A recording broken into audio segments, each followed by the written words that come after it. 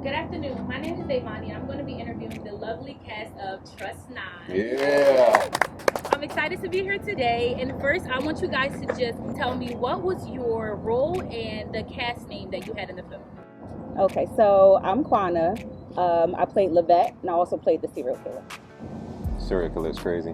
I'm B. Lou. I play Reggie Barnes. I'm the brother of Darius Barnes, who's the lead detective in the movie. And I'm Kiana. I played Detective Michelle Monroe. And I'm Greg. I play Darius Barnes, the lead detective on the case.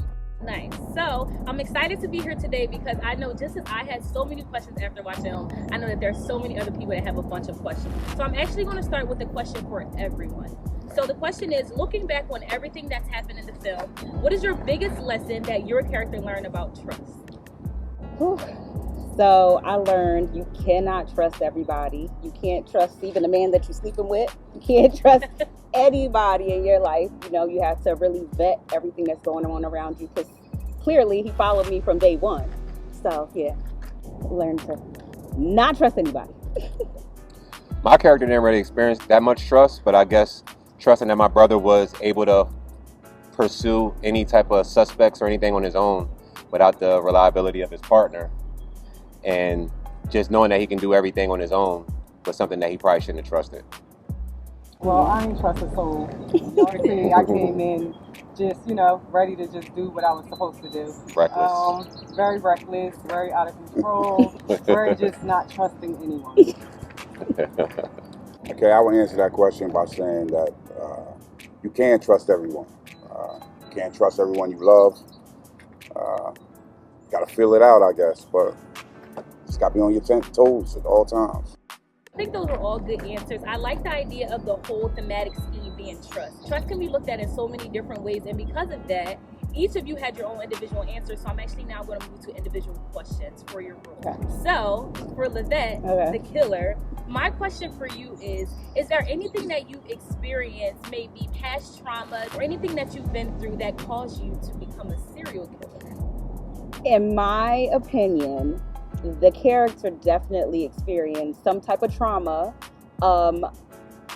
likely with men specifically, leading her to not trust any and everything a man is doing, down to, why are you touching me?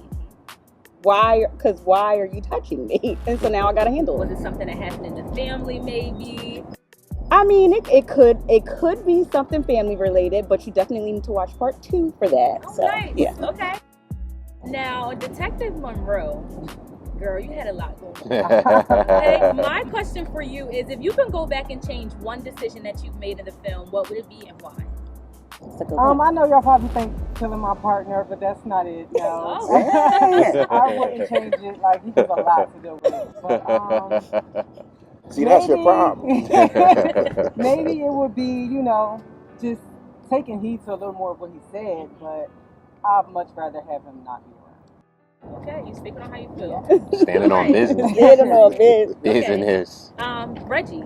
Uh-huh. My question for you is, what do you think people misunderstood most about you at the beginning of the film, and what do you hope they understand now? I think they probably misunderstood the type of brother I was. Like, I was a street pharmacist. Deep in the streets, I was probably the head pharmacist in the movie. And having a brother that's in law enforcement is kind of like unheard of, and also like frowned upon in our community, I guess we could say. Yeah. So yeah, just people probably misunderstood the comfort I had just being a high-level drug trafficker, dealer, with a high-ranking brother as a police officer. I misunderstood that too. I didn't understand how it was working. I was like, is the brother maybe going to turn his own brother in something? Like, it was good. It was definitely a good awareness idea for topics like that, especially living in the city of Camden. Absolutely. How could that look, or what could that be like in an actual true brother relationship? It's real. So It's real, Detective Darius Barnes, my question for you is, do you think your character was more of a victim of betrayal or their own actions? That's a good one. I was more of a victim of my own actions because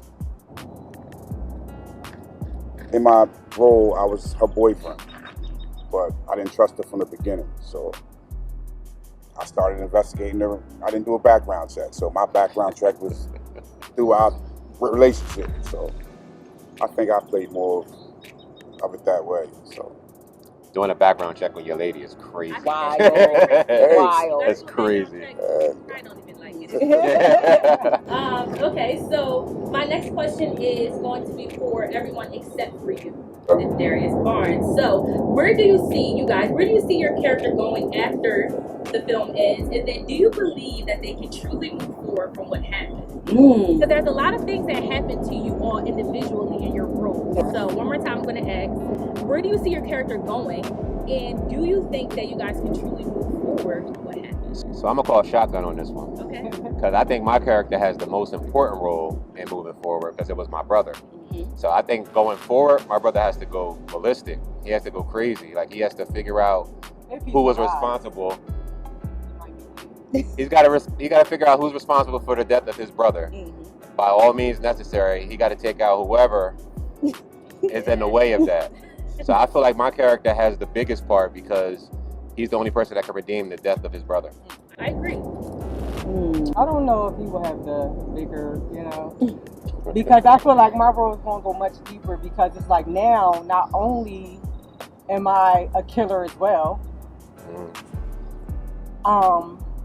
I also, I still got to play the role of being a detective without everybody knowing that I'm also a killer. You get what I'm saying? So it can go either way for me. Like, honestly, it's like if his brother don't find out it's me, of course he might have to come to me to see if I know anything. You know what I mean? So I don't know. It can go a little deep. While we're on that topic, though, really quickly, you said he may have to come to you to figure out who killed his brother. Right. You think you're still going to be able to withhold this stance of being a detective that didn't kill his brother?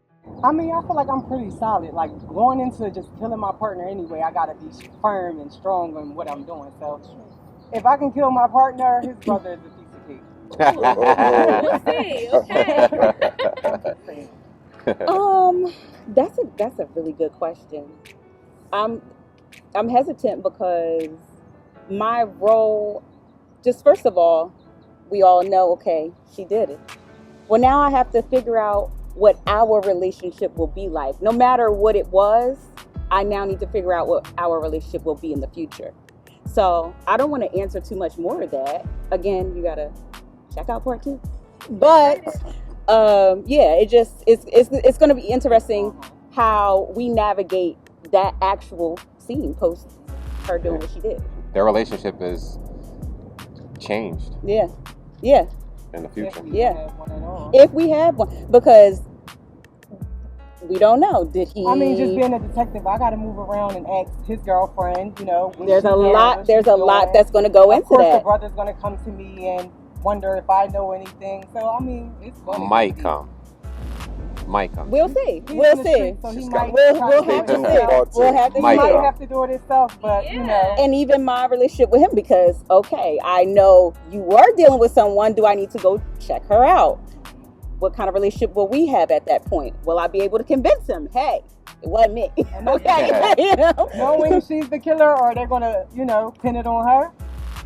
That's the hard part. We don't know. Cliffhanger after cliffhanger after cliffhanger. I was saying, as I was watching, there were so many cliffhangers, which made this interview exciting. Detective Monroe, I have one more question for you, because the action that you committed was so unexpected. Like, what the thought process? What motivated your character's action? Do you think it was love?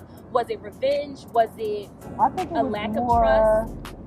I didn't trust him, but it was also like, I want to, be in charge. And he was just like, giving dad. Like, I know he said he didn't want to give dad, but he wanted to give dad. And I just wasn't hearing it, being new and feeling like I got it, so. If your character could have one final conversation with anyone from the film, who would it be and what would you say?